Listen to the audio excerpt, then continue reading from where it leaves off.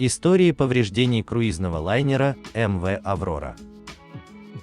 «Аврора» является самым маленьким и самым старым из 6 судов в эксплуатации у компании P&O Cruises.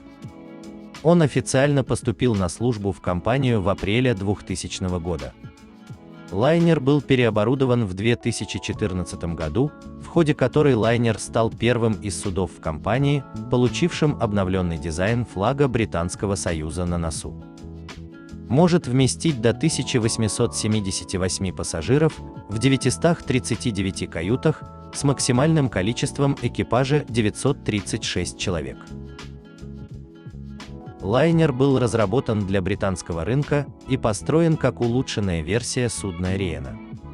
Корпус и надстройка были спроектированы так, чтобы быть привлекательными, с чертами, подобными более традиционным океанским лайнерам, такими как наклонная многоуровневая корма. 1 мая 2000 года «Аврора» отправилась в свой первый рейс – 14-дневный круиз по различным направлениям Средиземноморья. Экипаж лайнера выявил серьезную техническую проблему, и после 16 часов в море круиз был прекращен. Причиной стал подшипник гребного вала, который поврежден от перегрева и требовал срочного ремонта. Пассажиры выразили разочарование инцидентом, но сообщили, что в основном удовлетворены реакцией на ситуацию.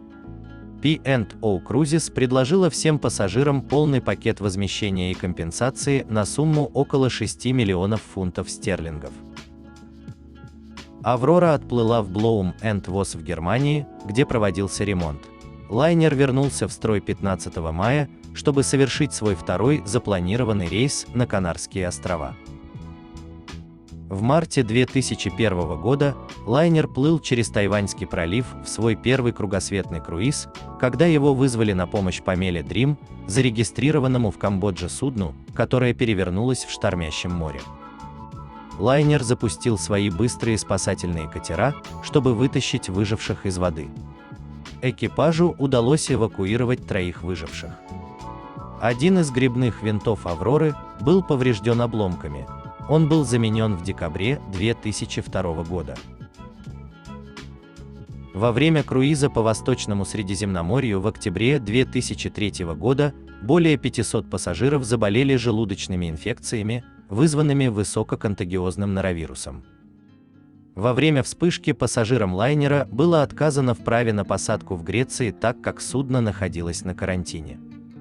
«Аврора» вышла из Пирея 31 октября, загрузив медикаменты. По прибытии в Хорватию санитарный инспектор поднялся на борт лайнера и приказал больным пассажирам оставаться в своих каютах в качестве меры предосторожности. Тем, кто не пострадал от вируса, разрешили покинуть лайнер. Была неуверенность в том, будет ли разрешено пришвартовываться в Гибралтаре, в следующем запланированном порту. 3 ноября лайнеру разрешили пришвартоваться в Гибралтаре. Небольшое количество пассажиров, которые все еще выздоравливали, должны были оставаться на борту. Пассажиры, сошедшие на берег, были обязаны оставить свои паспорта. Правительство Испании решило закрыть границу между Гибралтаром и Испанией по рекомендации Министерства здравоохранения.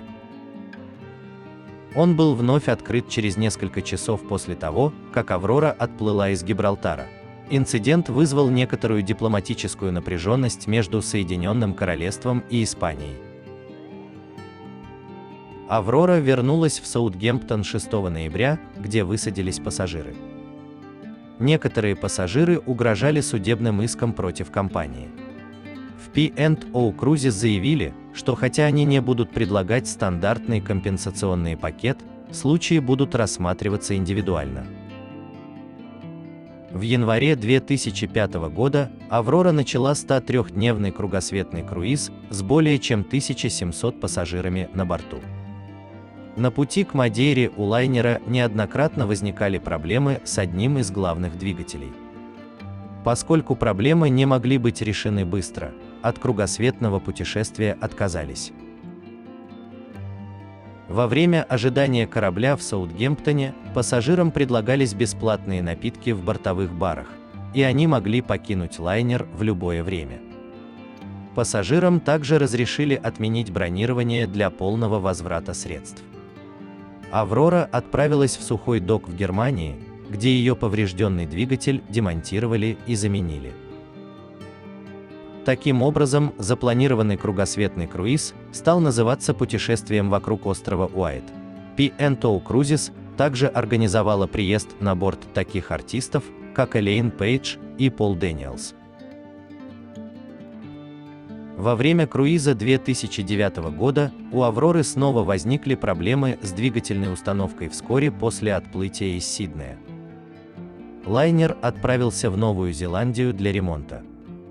Более 600 пассажиров 93-дневного круиза посетили экстренное собрание и сформировали комитет протеста после того, как лайнер не смог пришвартоваться в 3 портах Новой Зеландии и на 2 островах Тихого океана.